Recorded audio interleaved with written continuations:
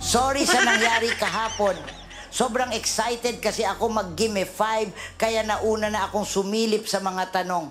Noong clinic ko na, hindi ko na kayang ibalik. Kaya nung nag-game, paulit-ulit ang El Salvador. May mga napindot kasi ako. Buti na lang naayos. Okay.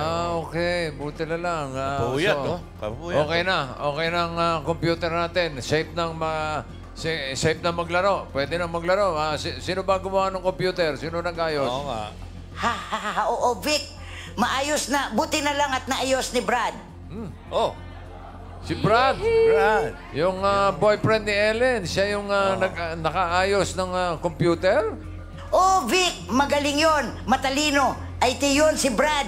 Kaya naman easy lang sa kanya yung nangyari kahapon. Sandali. Tawagin ko na sila ni Ellen. Brad! Ellen! IT, ha? Kaya Puyat na pala. puyat si Lola. Nasa? Ayan, oo. Hi, Dabarkads. Good afternoon. We're ready for Gimme 5. Hi, Tash. Hi, Ate Ellen. Brad, nakwento sa amin ni Lola Belen na ikaw daw nakaayos ng computer. Thank you, ha? Teke ka pala, ha? You're welcome, bossing. Basta Computers or Gadgets, Brad at your service. Teke, hindi peke. Okay. Teke Thank si you. Brad. Oh, okay. Sige, diyan ka lang, ha? Huwag kang alis. Para pag may nangyari ulit, ikaw ang tatawagan namin. Okay? IT. Buti Thank na you, lang, thank hindi... you. Buti IT, hindi IT nga. Magaling.